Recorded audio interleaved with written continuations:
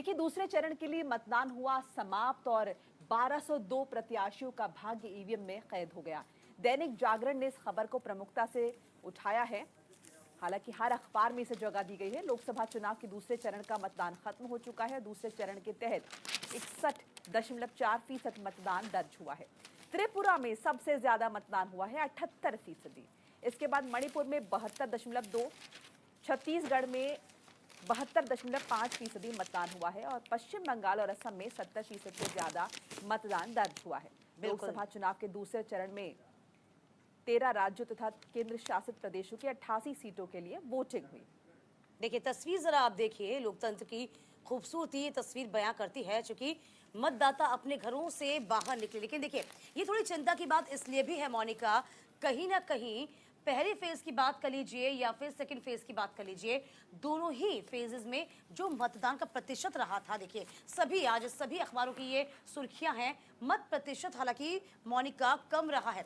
देखिए, लगातार मोनिका भी आपको दिखा रही हैं। इस वक्त आपको बता दें कि राहुल गांधी 3 केंद्रीय मंत्रियों जिसमें राजीव चंद्रशेखर, गजेंद्र सिंह शेखावत, प्रहलाद जोशी की किस्मत पिटारे में कैद हो गई है। तो 13 राज्यों की 88 सीटों पर वोटिंग हुई थी। बस असम, त्रिपुरा, बंगाल, मणिपुर मतदान में सबसे आगे रहे थे। इस बीच देखिए, उदासीनता जो हम कह सकते हैं मोनिका, वो उत्तर प्रदेश और बिहार में मतदाताओं ने थोड़ी सुस्ती दिखाई। देखिए, उत्तर प्रदेश में सबसे ज्यादा लोकसभा की सीटें आती है और यहाँ पर उदासीन होने का मतलब तो आप ये समझिए कि अलग ही एक नैरेटिव सेट करता है। बिल्कुल। और देखिए, इसके पीछे 2 बड़ी वजह बताई जा रही थी, जैसे कि हम कल चर्चा भी लगातार कर रहे थे पूरे दिन। तो देखिए, कहीं ना कहीं मौसम की मार जो है वो भी इसका एक बड़ा कारण बनी। इसकी वजह से उत्तर प्रदेश के लोग, खासतौर से पश्चिमी उत्तर प्रदेश के लोग, अपने घरों से बाहर निकले।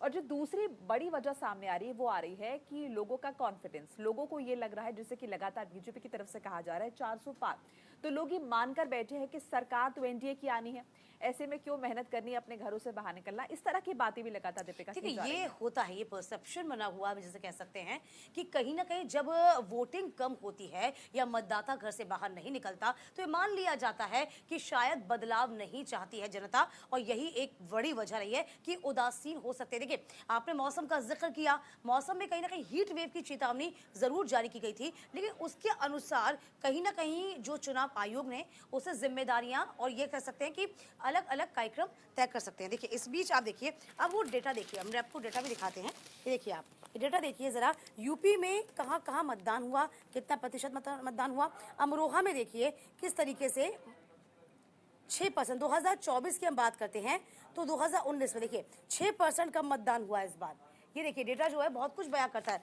यूपी का जिक्र इसमें स्पेसिफाई इसलिए किया जा रहा है कि सबसे ज्यादा 80 सीटें यहाँ पे आती। ठीक इसी तरीके से यदि हम मेरठ का जिक्र करते हैं तो मेरठ में देखिए आप 58% यहाँ पर हुआ है और देखिए 64% दो इस बार मतदान रह गया। यानी कि देखिए फिर भी यहाँ पर कितना, यानी कि कहीं ना कहीं 3% कम रहा। ठीक इसी तरीके से अलीगढ़, बुलंदशहर, बागपत, गौतम बुद्ध नगर, गाजियाबाद, मथुरा, ये डेटा देखिए, यानी कि जो रेड वाला जो आप शो देख पा रहे होंगे, साफ शब्दों में समझे तो रेड 2019 का है और जो ग्रे कलर की आपको दिख रही हैं ग्राफिक्स में वो देखिए आप, ये 2014 का। देखिए, अब बड़ी बात यह है कि राम मंदिर का मुद्दा कहीं ना कहीं मोनिका छाया हुआ था, उसके बावजूद भी इतनी कम परसेंट में वोटिंग होना ये किस ओर इशारा करता है, और ये पार्टियों के लिए अच्छी बात नहीं है, अच्छी खबर नहीं है। माथे पे चिंता की लकीर आना लाजमी है। मोनिका आप भी दिखा रहे हो। और देखिए, यहाँ पर दैनिक जागरण में दिलचस्प बात है, देखिए पारे का भी जिक्र किया गया है वोटिंग परसेंट के साथ साथ।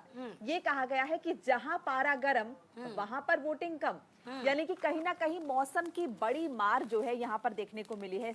जहां पर ज्यादा तापमान दर्ज किया गया है वहां पर लोग कम बाहर निकले। जैसे कि राजस्थान की हम बात करें, राजस्थान में अमूमन तापमान ज्यादा होता है, लेकिन वहां के हमारे सहयोगी ने बताया क्योंकि वहां पर मौसम सुहाना हो गया, बारिश वगैरह पड़ी, तो उसकी वजह से कहीं ना कहीं असर देखने को मिला। लेकिन दीपिका, आपने नोटिस किया होगा, हम लगातार इस पर चर्चा भी कर रहे थे कि पहले चरण में जिस तरह से उदासीन रवैया रहा वोटर्स का, उसके बाद अब दूसरे चरण के बाद लगातार जो बीजेपी की तरफ से या फिर कांग्रेस की तरफ से जो प्रचार किया जा रहा है, प्रधानमंत्री ने भी, आपको याद होगा, कल ट्वीट भी किया था कि आप ज्यादा से ज्यादा घरों से बाहर निकलिए, अपना मत कास्ट करिए, यानी कि अपने वोट को कास्ट करिए। 5 साल के बाद वाकई में मौका आता है। और देखिए, अब बाकी के चरणों में हम यहीं से, इसी प्लेटफॉर्म से कहेंगे, अपने मंच से कह रहे हैं, भाई आप घरों से बाहर जरूर निकलिएगा। यदि आपके क्षेत्र में, आपके राज्य में मतदान हो रहा है तो अपने वोट का इस्तेमाल करिए, क्योंकि एक एक वोट जो होता है बहुत कीमती होता है। चलिए आगे बढ़ेंगे। ईवीएम पर कोर्ट के फैसले के बाद